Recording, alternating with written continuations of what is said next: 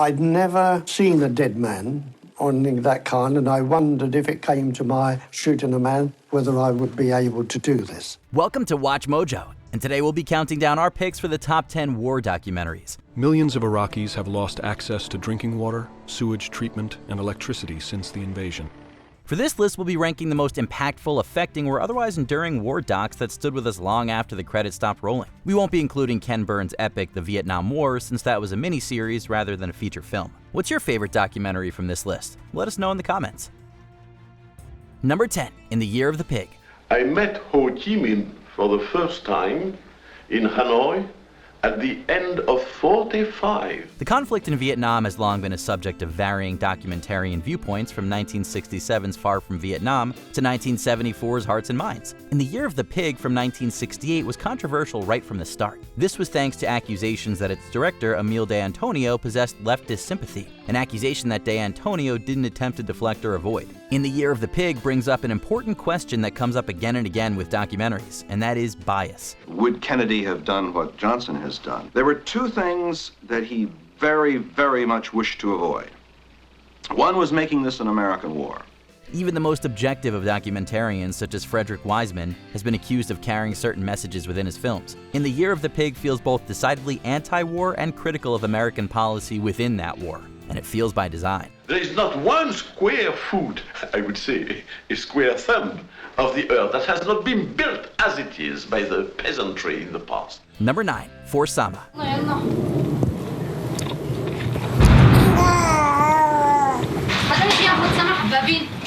The movie viewing experience can be very different for a lot of people and can change depending on where you happen to be in your life. Parents, for example, will likely be deeply moved by 2019's For Sama, perhaps even more than those without children. This is due to how director Wad al-Khatib frames For Sama as a harrowing true story about her life amidst the 2011 Syrian revolution. سما عملت هالفيلم مشانك.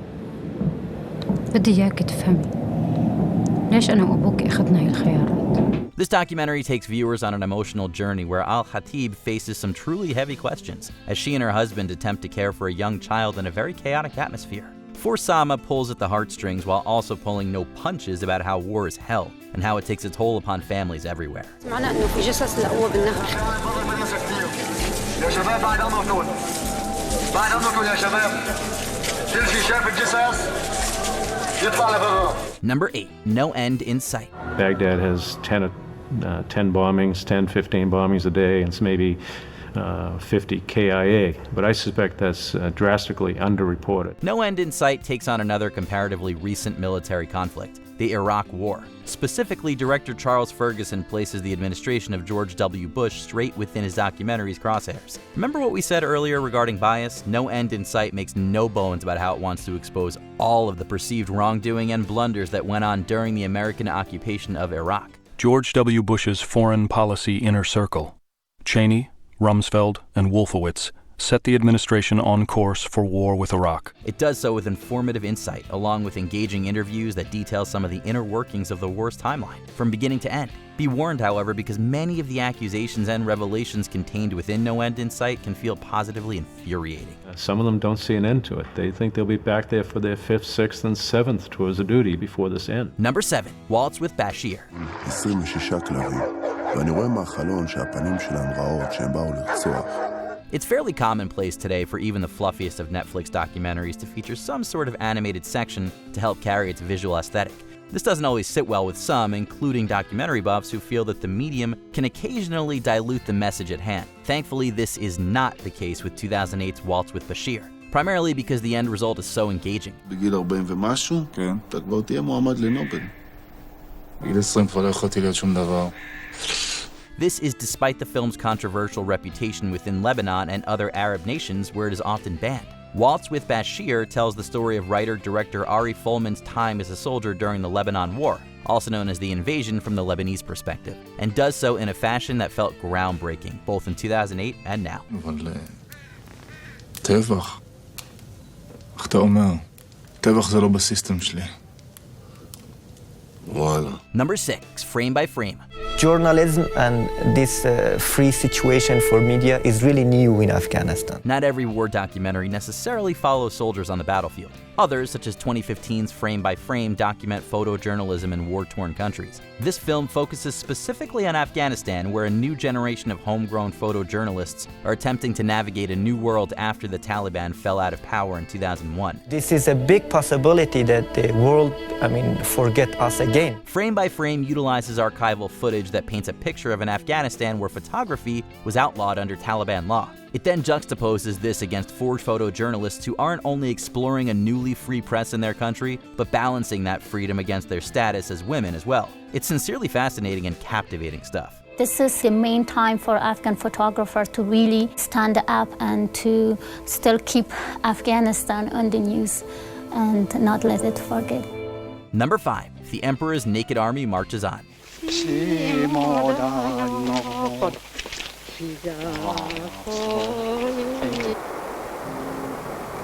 There is a lot to emotionally unpack with regard to Japanese culture in the aftermath of World War II. From the analogy of 1954's Godzilla and the horrors of nuclear war to the other violent atrocities committed within the Pacific theater of that war. この新しい恐怖の武器を人類の上に加えることは科学者としていや The Emperor's Naked Army Marches On takes this very large conceptual umbrella and attempts to make it personal, following the journey of one Kenzo Akuzaki, a former Japanese soldier who is seeking answers to the wartime deaths of his comrades. The film is charged with pathos and anger and drives home the point that even the biggest of wars were macrocosms consisting of smaller, yet no less powerful stories.